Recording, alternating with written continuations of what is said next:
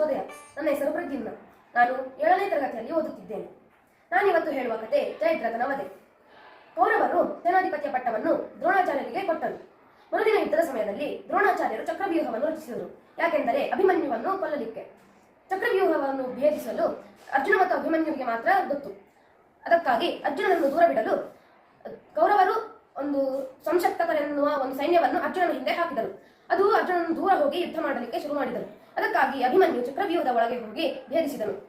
ಹೇಗೋ ಒಂದು ರೀತಿಯಲ್ಲಿ ಅಭಿಮನ್ಯು ಚಕ್ರವ್ಯೂಹದ ಮಧ್ಯಕ್ಕೆ ಹೋದರೆ ಏನು, ಎಲ್ಲಾ ಕೌರವರು ಅಲ್ಲಿದ್ದಾರೆ.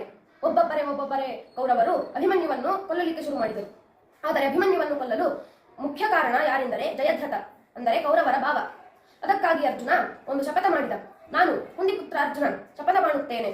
ಏನೆಂದರೆ, ನನ್ನ ಅಭಿಮನ್ಯುವನ್ನು ಕೊಲ್ಲಲು ಮುಖ್ಯ ಕಾರಣ ಜಯದ್ರಥನನ್ನು ನಾನು ನಾಳೆ ಯುದ್ಧದ ಸಮಯದಲ್ಲಿ ಸೂರ್ಯಾಸ್ತದ ಒಳಗೆ ತಲೆ ಕಡಿಯುತ್ತೇನೆ ಎಂದು ಪ್ರತಿಜ್ಞೆ ಮಾಡಿದರು. ಮರುದಿನ ಯುದ್ಧದ ಸಮಯದಲ್ಲಿ ಪಾಂಡವರು ಭೀಮ ಒಂದು ಕಡೆ, ನಕುಲ ಸಹದೇವರು ಒಂದು ಕಡೆ, ಯುಧಿಷ್ಠಿರ ಅರ್ಜುನ ಒಂದು ಕಡೆ ಜಯದ್ರಥನನ್ನು ಹುಡುಕಿದರು. ಜಯದ್ರಥ ಒಂದೊಂದು ಕಡೆ ಬಚ್ಚಿಕೊಳ್ಳುತ್ತಿದ್ದಾನೆ. ಅದಕ್ಕಾಗಿ ಜಯದ್ರಥನಿಗೆ ಭಯವಾಯಿತು ಮತ್ತು ದುರ್ಯೋಧನ ಬಳಿಗೆ ಹೋದ.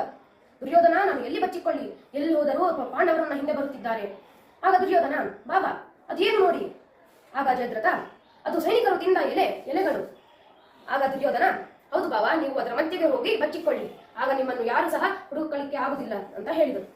ಸರಿ ಅಂತ ಸೂರ್ಯಾಸ್ತದ ಒಳಗೆ ಅವನು ಬಚ್ಚಿಕೊಂಡ್ಬಿಟ್ಟ. ಆಗ ಅರ್ಜುನನು ಹುಡುಕುತ್ತಿರುವಾಗ ಸೂರ್ಯಾಸ್ತ ಆಗಲಿಕ್ಕೆ ಬಂತು. ಆಗ ಅವನು ಕಟ್ಟಿಗೆಗಳನ್ನು ತಂದು ಜೋಡಿಸಿ ಅವನ ರಥದ ಮೇಲೆ ಕುಳಿತುಕೊಂಡ. ಬೇಸರವಾಗಿ ಕುಳಿತು, ಅಯ್ಯೋ, ನನ್ನ ಅಭಿಮನ್ಯುವನ್ನು ಕೊಂದ ಜಯದ್ರಥನನ್ನು ನಾನು ಕೊಲ್ಲಿಕ್ಕೆ ಆಗಲಿಲ್ವೇ, ಅದಕ್ಕಾಗಿ ನಾನು ಅಗ್ನಿ ಪ್ರವೇಶ ಮಾಡುವೆನು ಅಂತ ಹೇಳಿದ. ಆಗ ಕೃಷ್ಣನು ಬಂದು, ಅರ್ಜುನ, ನೀನು ಯುದ್ಧಕ್ಕೆ ಹೋಗು, ಇಲ್ಲಿ ಯಾಕೆ ಕುಳಿತುಕೊಂಡಿದ್ದೀಯಾ ಅಂತ ಕೇಳಿದಾಗ ಅರ್ಜುನನು, ನಾನು ಪ್ರತಿಜ್ಞೆ ಮಾಡಿದ್ದೆ ಕೇಶವ, ನಾನು ಜಯದ್ರಥನನ್ನು ಕೊಲ್ಲಿಲ್ಲದಿದ್ದರೆ ನಾನು ಅಗ್ನಿ ಪ್ರವೇಶ ಮಾಡುವೆನು ಎಂದು. ಅದಕ್ಕಾಗಿ ಕೃಷ್ಣನಿಗೆ ಒಂದು ಉಪಾಯ ತಿಳಿಯಿತು.